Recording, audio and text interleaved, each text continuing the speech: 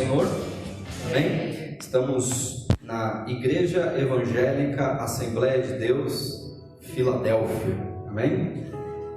Nome bonito, Filadélfia. Eu me simpatizei muito com esse nome, já conheci a Igreja de Filadélfia lá do Apocalipse, né?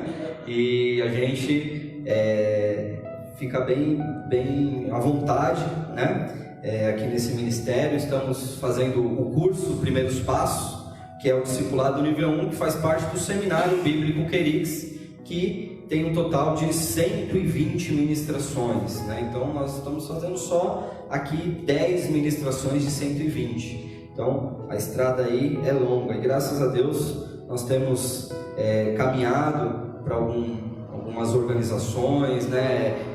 Já temos avaliação, já temos videoaula, nós estamos gravando também aqui pelo Facebook, mais para disponibilizar, né? Disponibilizar no nosso site, disponibilizar nos próprios livros, né? Colocar ali o QR Code para as pessoas acessarem e assistirem também essa ministração. Tá bom? Então hoje é a segunda ministração, nós vamos falar sobre a salvação, né? Fica aí na página 33 do seu livro. Enquanto você abre, eu vou fazer mais uma oração. Senhor, meu Deus, meu Pai, em nome de Jesus, eu te agradeço uma vez mais, Senhor, pela tua graça, pela tua salvação, pela tua misericórdia, pela tua bênção, que o Senhor nos abençoa a cada dia diante da tua presença, Senhor. Nós nos colocamos nesta noite mais uma vez diante da tua palavra para poder experimentar a tua boa, perfeita e agradável vontade. Senhor, muito obrigado, Senhor, muito obrigado pela Igreja Assembleia de Deus Filadélfia, por ter aberto as portas, por ter se interessado em buscar mais conhecimento bíblico, e a tua bênção, Senhor, seja sobre a vida de cada um de nós, Pai. Aqueles que estão assistindo pela internet, aqueles que irão assistir, seja daqui 1 ano, seja daqui 10 anos, mas que todos aqueles, aonde chegar o som dessa voz, Pai, que haja, Senhor, a manifestação da tua graça e da tua infinita misericórdia, Pai. Muito obrigado, Senhor, abençoa, fala conosco através dessa mensagem, em nome do Senhor Jesus Cristo, amém, e graças a Deus, amém? Então, salvação, uma questão de escolha. Aqui o tema, ele já sugere a nossa posição soteriológica, amém? O que é soteriologia? Soteriologia é o estudo da salvação, né? Então, soteria, salvação, logos, logia, é estudo ou tratado. Então, o nosso posicionamento acerca da salvação está focado na Bíblia em primeiro lugar, né? Em primeiro análise acerca dos textos bíblicos que nós vamos expor, mas é de uma confissão mais voltado para o arminianismo, amém? Então, Jacó Armínio foi um grande teólogo que ele discordou de João Calvino. João Calvino era um dos reformadores, um pouco ali depois do século XVI, e depois do século XVII aparece Jacó Armínio refutando a doutrina da predestinação. Então, os calvinistas, eles, que geralmente são das igrejas presbiterianas, né, e outras confissões calvinistas reformadas, e as igrejas mais voltadas para o arminianismo geralmente são as pentecostais, as igrejas Assembleia de Deus, né? Na confissão da Assembleia de Deus, elas reconhecem os escritos de Jacó Armínio, se referindo ao tema salvação como sendo uma escolha do homem, né? E não uma predestinação, para que, como que se Deus lá na eternidade, antes de existir todas as coisas, ele separasse um grupo para ser salvo e outro grupo não, como se Deus determinasse que determinado grupo iria para o céu e outro grupo iria para o inferno por uma determinação divina. Isso é o que prega o calvinismo, né? As igrejas reformadas. Mas numa visão arminiana, nós cremos no quê? No livre arbítrio. Então, a salvação é uma questão de escolha, sim. Amém? Glória a Deus. E aí a gente coloca aí, para botar um pouquinho mais de pimenta nessa questão, o que está aí entre parênteses: salvação é uma questão de escolha, de vida ou morte. Amém? Então vamos lá. Primeiro texto aí, nosso texto base, na página 34, é 1 Timóteo capítulo 2, versículo 3 e 4. 1 Timóteo capítulo 2, versículo 3 e 4, que diz assim: porque isto é bom e agradável diante de Deus, o nosso Salvador, que quer que todos os homens se salvem e venham ao conhecimento da verdade. Eu acho que só esse versículo já é embasamento suficiente para nós entendermos que a salvação é uma questão de escolha. Porque aqui o texto de Paulo a Timóteo, ele é muito enfático, ele é muito claro. Ele diz que é da vontade de Deus que todos os homens se salvem. Se todos os homens se salvam, então se o calvinismo fizesse sentido, se a predestinação fizesse sentido, então esse versículo mostraria que Deus é confuso. Porque como que Deus escolheu uns para ser salvo e outros não, mas aí depois Ele quer que todos se salvem? Então não faz muito sentido, né, essa visão. E por isso nós acreditamos sim, que Deus, Ele nos dá uma fé natural, como foi dito na ministração anterior, né, quando nós falamos da fé, uma fé natural, Bispo Anderson, que nos impulsiona a dar o primeiro passo. Esse primeiro passo é algo que vem de Deus para as nossas vidas. Nós somos homens pecadores que não temos condições de dar o primeiro passo por nós mesmos, porque a nossa natureza, ela é humana, carnal e diabólica, como diz o texto bíblico. Mas quando Deus nos dá essa graça, que os calvinistas chamam de graça irresistível, então nós somos atraídos a Deus com laços de amor para dar o primeiro passo, mas nós podemos resistir sim a esse chamado. Então Deus, Ele quer que você e eu sejamos salvos, mas eu e você precisamos aceitar, precisamos corresponder, precisamos dar uma resposta a um chamado divino em relação à salvação. Então, aqui o texto diz que é da vontade de Deus, é bom e agradável diante de Deus, o nosso Salvador, e quer que todos os homens se salvem e cheguem ao conhecimento da verdade.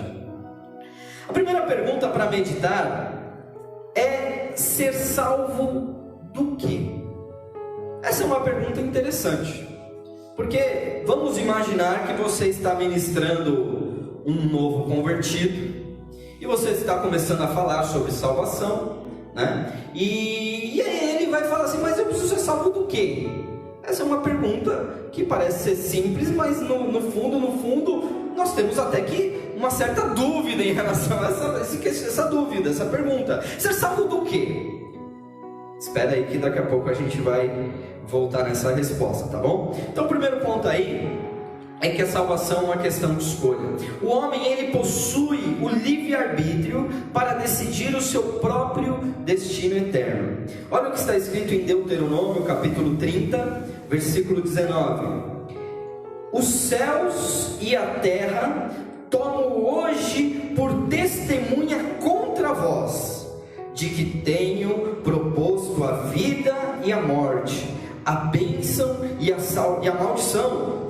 Escolhe, pois, a vida, para que vivas tu e a tua descendência.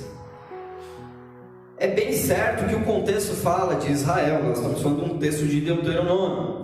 Porém, irmãos, o texto ele é claro acerca de algo que acontece no céu, de um tribunal que Deus, uma audiência que Deus convoca nas regiões celestiais, e aí ele chama testemunhas para essa audiência.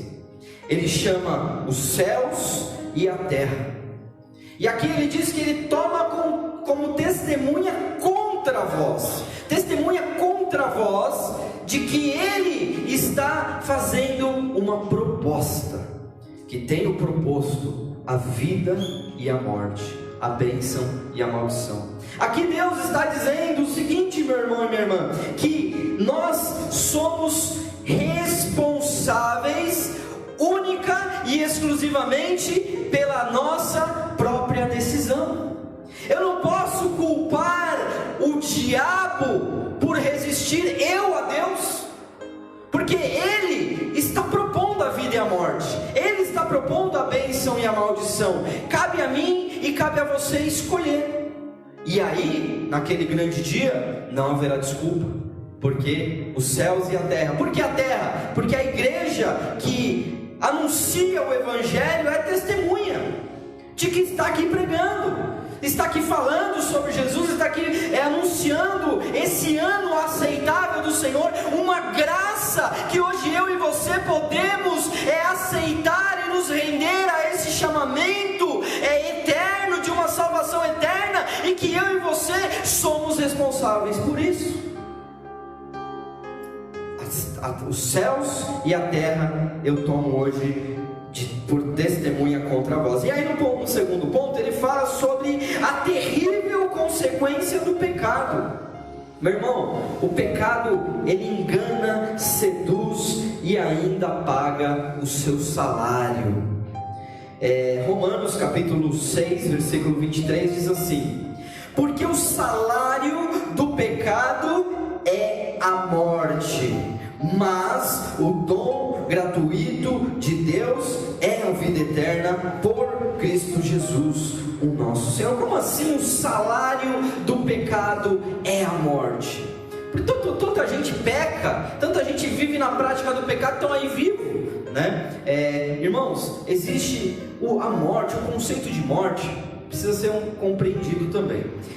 O que é a morte? A morte, na nossa percepção assim mais simplista, mais superficial, ela significa o fim, né? Quando alguém morre, então chegou o fim para aquela pessoa. Mas quando na verdade o conceito bíblico de morte é um pouquinho diferente. Quando nós falamos de morte, nós estamos falando de separação.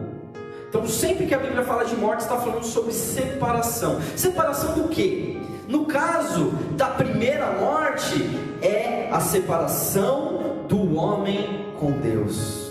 Então Deus pôs o homem no jardim do Éden, e todos os dias ali na viração do dia, Deus ia visitar ali Adão e Eva, e ali eles tinham ali a comunhão, eles tinham ali um relacionamento direto entre Deus e o homem, eles tinham comunhão. Mas quando entrou o pecado, e com ele a morte veio para trazer a separação entre Deus e o homem. Então aí o homem já não podia mais acessar a presença de Deus, aqui o homem já não podia mais se comunicar diretamente com Deus. Aí começou-se os sacrifícios a acontecerem, começou ali os rituais de purificação, para que o homem pudesse não recuperar aquilo que tinha sido perdido, porque isso só foi recuperado depois com Jesus Cristo. Mas ali começou ali uma maneira, como se fosse um paliativo para que o homem pudesse ter pelo menos um pouquinho de contato com Deus. E aí por isso que nós encontramos aí tantas leis cerimoniais, né? Sacrifícios, sangue derramado para poder entrar na presença de Deus e desfrutar da sua presença. Mas hoje, graças a Deus, não precisamos de mais nada disso. Então, o que é o pecado, né? Para falar sobre pecado, nós não podemos deixar de falar sobre os 10 mandamentos. Porque o que é o pecado? Às vezes nós pensamos em pecado num contexto tão somente de uma conduta moral. Amém? Uma conduta moral. A pessoa não mente, a pessoa não fala palavrão, a pessoa não rouba, a pessoa não fala mal de ninguém, sabe? Condutas morais. A gente pensa isso como pecado. Não, pecado é adultério, pecado é prostituição, pecado é coisas assim. Não, irmãos, vamos entender um pouquinho do conceito do pecado.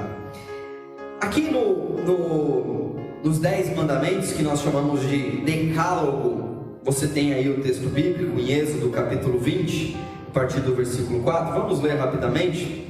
Diz assim: não farás para ti imagem de escultura, nem alguma semelhança do que há em cima no céu, nem embaixo da terra, nem nas águas debaixo da terra. Não tomarás o nome do Senhor teu Deus em vão, porque Deus não terá por inocente o que tomar o seu nome em vão.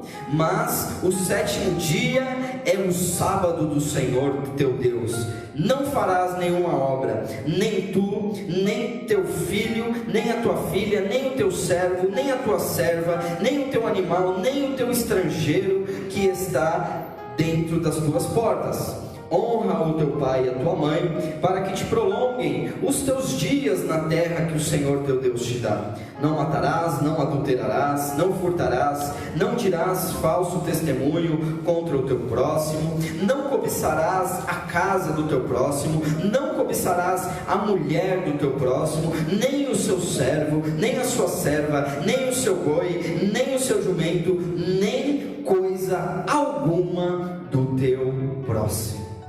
Ufa, só os 10 mandamentos já dá até canseira de tanto não pode, não pode, não pode, não farás, não farás, não farás. Irmãos, alguns estudiosos, eles afirmam que existem aproximadamente mais de 350 mandamentos e preceitos do Senhor no Antigo Testamento. 300, irmãos. Aqui nós estamos falando de 10, os 10 mandamentos que Deus escreveu ali com o dedo de Deus nas tábuas da lei, ali aqueles 10 mandamentos, já é pesado demais para mim e para você, porque se eu começar a analisar aqui e pedir para você levantar a mão, eu acho que não vai ficar ninguém de mão abaixada. Quem nunca cometeu nenhum desses pecados que nós citamos? Vamos falar do não cobiçarás, né? Aleluia. Não cobiçarás a bota da sua próxima, né? Não cobiçarás o carro do seu irmão, né? Não cobiçarás o cabelo da sua irmã.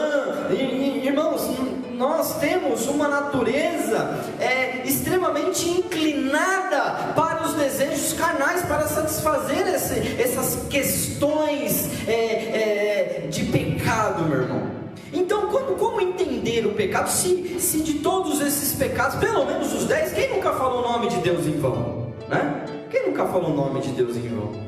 O nome de Deus era tão sagrado, irmãos, que os textos bíblicos que nós encontramos a palavra Senhor, agora já nas nossas versões em português, essa palavra não era a palavra dada ao nome de Deus, que é o tetragrama sagrado, que é transliterado para Yahvé, era o Adonai. Os judeus, eles usavam o Adonai, que significa Senhor, para poder falar o nome de Deus, porque eles tinham medo de falar o nome de Deus em vão e infringir aqui o mandamento de Deus. Então, o que é o pecado?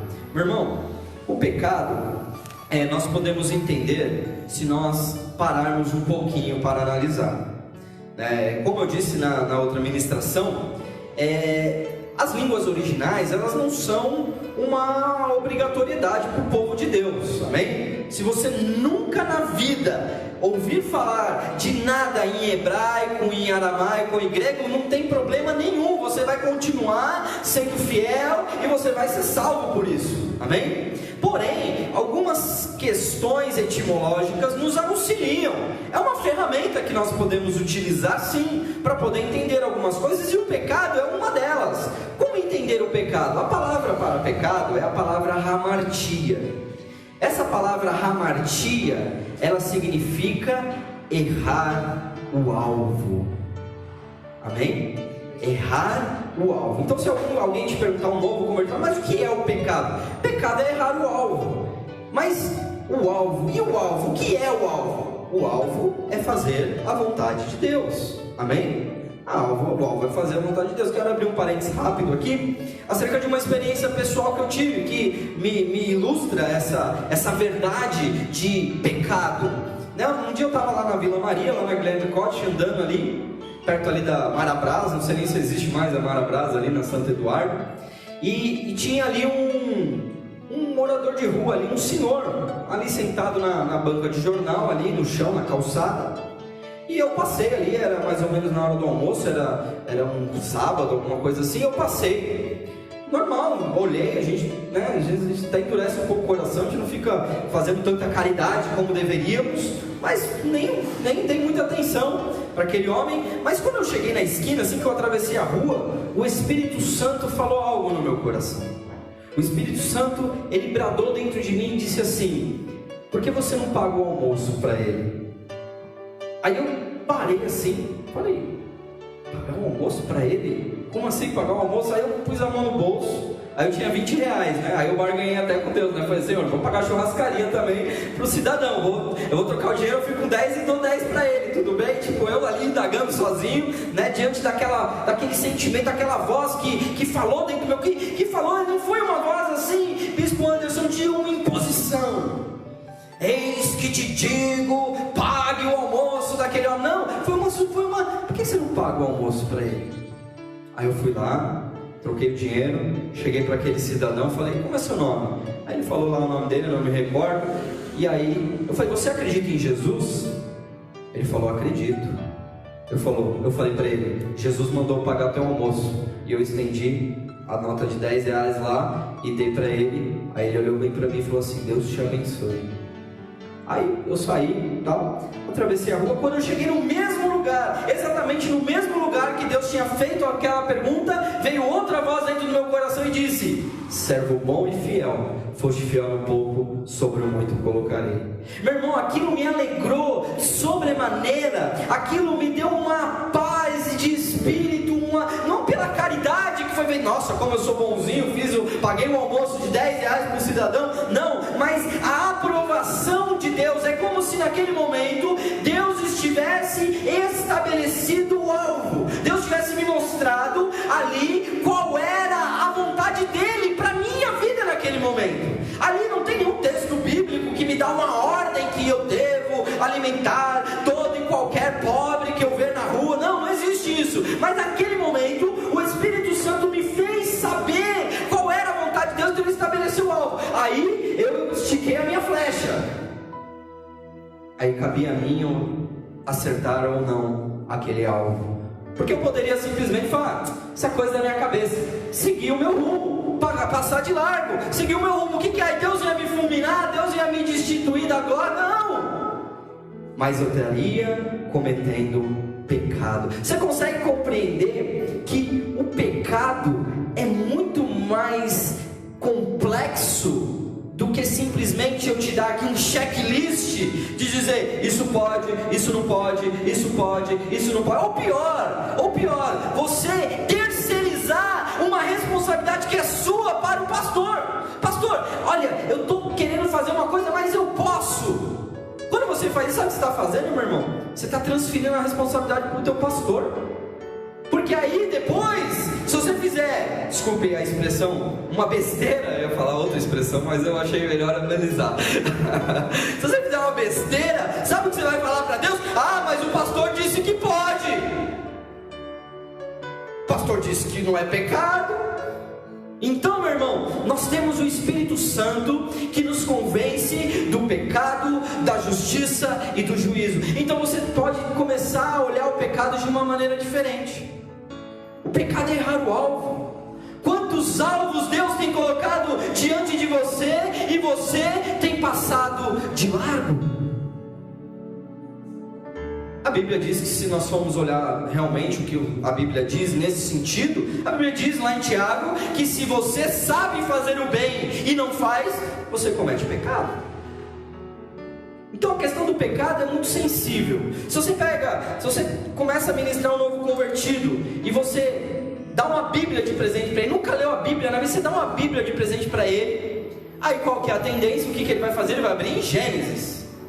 E vai começar a ler Gênesis, ele vai se admirar com a criação, ele vai se admirar com o dilúvio, ele vai se admirar com a história de Israel, sobre o chamado de Abraão, e ele vai naquela história de José. De repente ele chega num texto, depois de Moisés, que começa a trazer uma enxurrada de mandamentos, uma enxurrada de pode, não pode, mas agora para você entrar na presença de Deus, você não pode pode comer carne de porco. E a feijoadinha da quarta-feira, como que eu faço, pastor? Então não posso mais comer feijoada? A Bíblia diz que não pode comer carne de porco. Então, meu irmão, a gente tem que começar a pensar em salvação, pensar em pecado de uma maneira um pouco diferente. Como assim, pastor?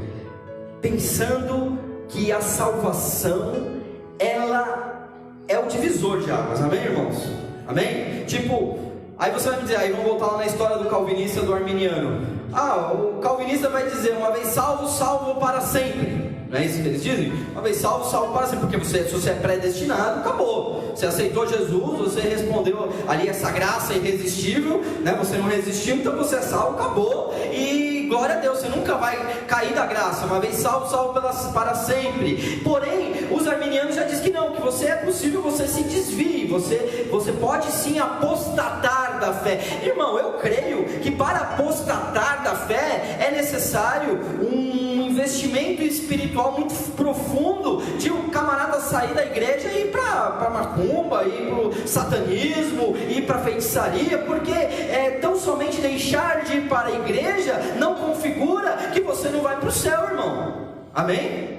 Então você aceitou Jesus como Senhor e Salvador da sua vida, você teve essa experiência com o poder da salvação. Nós vamos falar disso um pouquinho mais para frente, sobre o poder da salvação. E aí essa salvação te fez nascer de novo, você realmente viveu para uma nova vida, você de repente despertou para uma realidade que você não conhecia e você está salvo. Então essa salvação é o divisor de águas. Isso não quer dizer que daqui para frente você não vai lutar contra o pecado, isso não quer dizer que você não vai se afastar das práticas pecaminosas, mas o momento da salvação não depende de nós, irmãos. Amém? Amém? Amém? Eu não posso simplesmente pensar que eu vou ser salvo quando eu parar de pecar, porque então nenhum de nós seremos salvos. Eu não posso dizer assim, eu vou para a igreja só quando eu largar o cigarro, só quando eu largar a bebida, só quando eu me casar certinho no papel. Irmão, se você está em Cristo, nova criatura as coisas velhas passaram, eis que tudo se fez novo, e ali é o momento de divisão de águas na sua vida, porque a salvação é somente pela graça. Amém? Glória a Deus. Nós não fazemos boas obras para sermos salvos, mas nós fazemos boas obras porque somos salvos. Amém? Efésios capítulo 2, versículo de 8 a 10 diz assim: porque pela graça sois salvos por meio da fé, e isto não vem de vós. Isso não vem de quem? Não vem de vós, é um dom de Deus, não vem das obras, para que ninguém se glorie, porque somos feitura sua, criados em Cristo Jesus para as boas obras, as quais Deus preparou para que andássemos nelas. Então, irmãos, nós somos salvos pela graça. A graça é esse favor imerecido. A graça é esse algo inexplicável que alguém dá para outra pessoa sem esperar nada em troca. Deus enviou seu Filho para morrer no nosso lugar, para que todo aquele que nele crê não pereça, mas tenha vida eterna. Então essa graça, ela é o mecanismo, ela é a dinâmica da salvação. Eu sou salvo pela graça mediante a fé.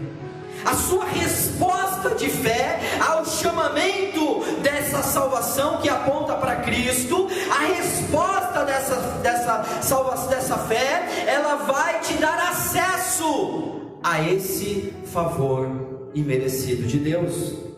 E aí o texto que nós conhecemos aí, que eu acabei já até citando antecipadamente, que é João 3,16, que diz: porque Deus amou o mundo de tal maneira que deu o seu Filho unigênito, para que todo aquele que nele crê não pereça, mas tenha a vida eterna. Quem que tem a vida eterna, irmãos? Aquele que crê.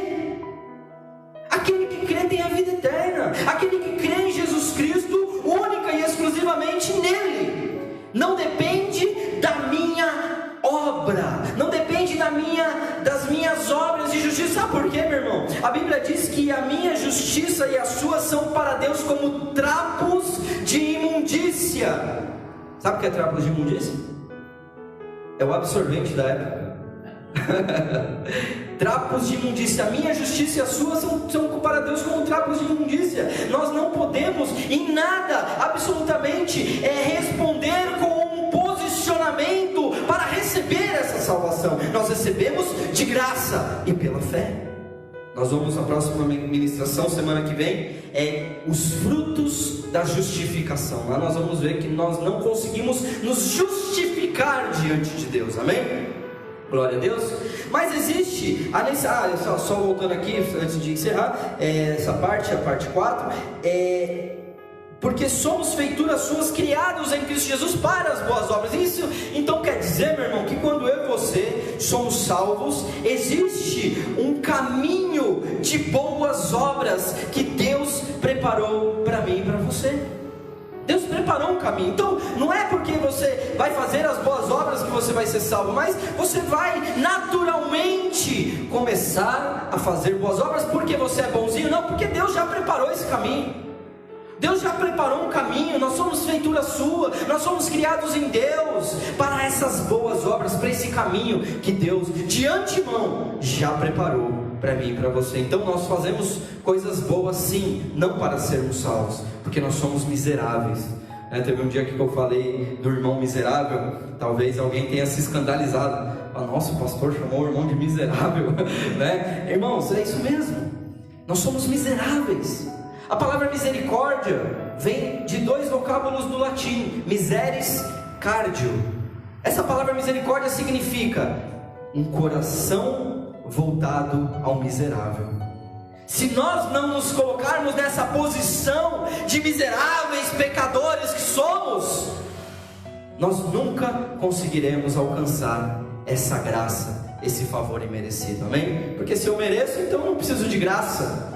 Então nós somos sim miseráveis, amém? Não miseráveis num sentido depreciativo, tá bom, irmãos? Tá? Da mesma maneira que eu falei que nós somos escravos de Jesus, amém? Nós somos escravos de Jesus, nós também somos miseráveis, Bispo Anderson. Nós somos miseráveis porque o coração de Deus está voltado para nós, miseráveis pecadores, amém? Aí o item 5, aí o último ponto da nossa ministração de hoje, a necessidade de confissão. Assumir a nossa fé publicamente é uma condição. Aí eu uso uma palavra aí no latim, que é uma palavra usada até no mundo jurídico, que é sine qua non, para sermos salvos. O que essa palavra significa? Sine qua non é uma condição essencial, é uma condição que sem ela não dá para ser. Então, confessar, assumir publicamente é uma condição essencial para a salvação. Em Romanos 10, versículo 9 e 10, ele diz assim: a saber, se com a tua boca confessares ao Senhor Jesus, e em teu coração creres que Deus o ressuscitou dentre os mortos, serás salvo, visto que com o coração se crê para a justiça, e com a boca se faz confissão para a salvação. Então, irmãos, tem gente que só quer crer no coração. Eu tenho Deus no meu coração. Amém, irmãos? Você precisa realmente ter Deus no seu coração. Mas ter Deus no coração é crer para a justiça. Mas quando nós confessamos com a nossa boca, então nós estamos declarando publicamente a nossa salvação. Então crer com o coração para a justiça e com a boca confessar para a salvação. Isso é o apelo, né, pastor, que você está dizendo? Quando a gente faz o apelo para aceitar Jesus, eu tenho que levantar minha mão e aceitar? Não.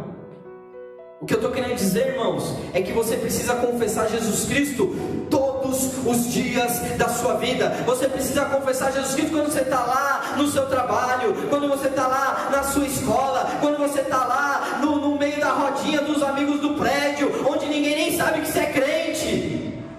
É lá que você tem que confessar Jesus Cristo. Confessar Jesus Cristo para a salvação é não se envergonhar de quem você é. Porque ser crente na igreja é muito fácil. Todo mundo é crente, é fácil, é gostoso. A gente é de uma comunidade, é uma família. É gostoso você ser da comunidade evangélica, mas eu quero ver lá fora. É muito, mas dentro de casa. E quando sofre oposição dentro de casa, quando você tem uma pessoa de outra religião dentro do seio da família ali, e a pessoa fica confrontando, a pessoa fica ali, geralmente uma irmã que é crente, o marido não é. Mas irmão, eu quero te encorajar, que a Bíblia diz: se creres será salvo tu e a tua casa. A Bíblia diz que a salvação, ela é algo tão gloriosa, ela é algo tão maravilhosa, que ela vai irradiar para todos os seus, e a graça que está sobre a sua vida irá também alcançar os seus. Vai alcançar, mas você não pode se envergonhar, você não pode calar a sua boca, você precisa confessar: eu sou de Jesus. Eu sou, você virou irmão, virou crente, virei. Apesar que hoje em dia já caiu mais na moda, né, pastor? Hoje em dia existe essa questão da liberdade, né? Hoje em dia a pessoa pode ser gay, a pessoa pode ser, né, transexual, pode ser evangélico também. É tudo uma festa, é tudo normal. Então hoje não é tão difícil mais, mas alguns tempos anteriores já era um pouquinho mais. Mas isso não vai impedir você, meu irmão, de confessar aquilo que você crê. Olha o que está escrito em Mateus. Aqui é para se assustar, porque aqui não é palavra de Pedro, não é palavra de Paulo, não é palavra de João, aqui não é palavra de Moisés, aqui é palavra do próprio Senhor Jesus. Mateus 10, versículo 32 e 33. Ele diz assim, Jesus dizendo: portanto, qualquer que me confessar diante dos homens, eu o confessarei diante do meu Pai que está nos céus. Mas, esse mas aqui é complicado, hein? Mas qualquer que me negar diante dos homens, eu o negarei diante do meu Pai que está nos céus. É Jesus dizendo que você não pode se envergonhar da sua fé. É Jesus dizendo que você não pode nem passar pela sua cabeça negar Jesus, porque se você negar Ele, Ele também vai te negar.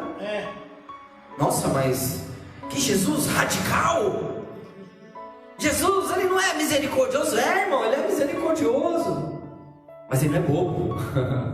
Ele não é bobo. Como assim? Você nega Ele, você é crente? Não sou evangélico, não sou crente, não quero não. Teve até uma situação lá na nossa igreja que a minha esposa começou a orar pela irmã lá e começou a trazer algumas revelações, umas palavras proféticas ali, e ela falava ali: olha, você precisa aceitar Jesus. Falava para aquela moça: você precisa aceitar Jesus. E a menina falou: não, eu não quero ser evangélico, eu não quero Jesus. A Renata ficou de boca aberta, né? Nunca tinha ouvido alguém falar dessa maneira, porque sabe do perigo que aquela mulher está correndo, negando Jesus, dizendo que não quer Jesus. Irmão, chegar em religião é fácil, chegar na igreja é fácil. Você precisa chegar a Jesus, você precisa verdadeiramente ser crente em Jesus, em todo o seu coração, independente da igreja, independente da sua postura em relação à religião. Você precisa falar: eu sou de Jesus. Amém? Agora aqui a resposta, né, da pergunta que nós indagamos no início: ser salvo do quê? Alguns, quando a gente faz o discipulado assim com o novo convertido, a pessoa ela dá algumas respostas, nós perguntam, né? O que você pensa? Ser salvo do quê? A pessoa fala: eu sou ser salvo do diabo, ser salvo do pecado, né? Ser salvo dos demônios, ser salvo da maldição. Não, irmãos, a Bíblia é clara: nós precisamos ser salvos da ira de Deus. Eita, que agora estreitou. Mas Deus não é amor, pastor? Agora você deu um nó na minha cabeça. Não sou eu que dei um nó na sua cabeça, não. É a palavra que nos diz isso. Porque Deus, Ele preparou um dia para derramar a sua ira. Deus, Ele é longânimo, Ele é misericordioso, Ele espera, Ele tem paciência, mas Ele separou um dia que Ele vai derramar a sua ira sobre a terra. Vamos virar a página aí, a última página do 38, Apocalipse capítulo 6, versículo de 14 a 17. Eu quero que você ouça esse texto que eu vou ler e tire as suas conclusões, amém? Diz assim, Apocalipse 6,14 em diante: e o céu se retirou-se como um livro que se enrola, e todos os montes e ilhas foram removidos dos seus lugares, e os reis da terra, e os grandes, e os ricos, e os tribunos, e os poderosos, e todos os servos, e todo o livre, se esconderam nas cavernas e nas rochas das montanhas, e diziam aos montes e aos rochedos: cai sobre nós, e esconde-nos do rosto daquele que está sentado sobre o trono, e da ira do Cordeiro, porque é vindo o grande dia da sua ira, e quem poderá subsistir? Meu Deus! Aqui, irmãos, nós lançamos por terra uma ideia errada de que o Deus do Antigo Testamento é um Deus mau, que pune, que castiga, que mata, e o Deus do Novo Testamento, Jesus, é um Deus bonzinho, que veio para salvar. Irmãos, aqui o texto diz: esconde-nos da ira daquele que está sentado no trono e da ira do Cordeiro. Quem é o Cordeiro, irmãos? É Jesus. Então, isso aqui é para temer mesmo. Ai, pastor, mas eu tenho que ter medo de Deus? Como assim? Não é um medo que nós conhecemos, não é um medo no sentido que nós conhecemos.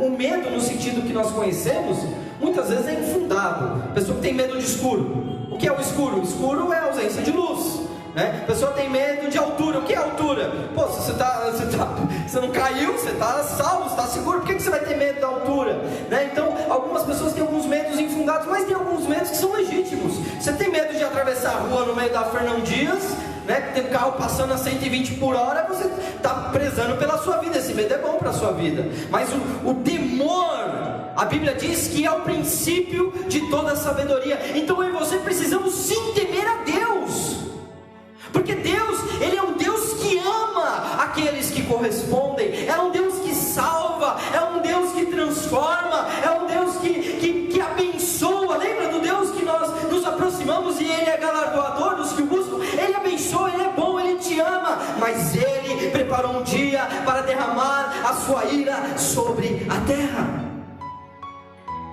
E se você ler depois, fica de lição de casa, Apocalipse capítulo 16, quando ele começa a falar das 7 taças da ira de Deus.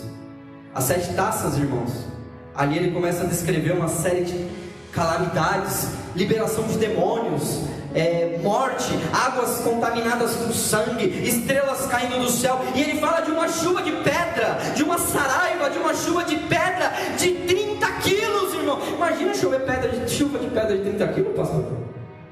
Não vai ter telhado que vai segurar, vai destruir tudo, e as pessoas vão amaldiçoar a Deus por causa da saraiva de pedras. Então, meu irmão, eu e você estamos no ano aceitável do Senhor. A salvação é de graça, a salvação está aí. Não é um convite para uma religião, não é vem para a minha religião, não, é um convite para você mudar o seu destino eterno, é um convite para que você entregue a sua vida para Jesus de uma maneira legítima, com convicção e fé, e você tenha acesso a essa salvação e seja marcado e corresponda a esse chamado de Deus, e você possa ter a esperança da vida eterna. Amém? Glória a Deus. Então, a salvação é uma questão de escolha. Escolha, pois, a vida para que vivas tua e a tua descendência. Dê uma linda salva de palmas ao Senhor, em nome de Jesus.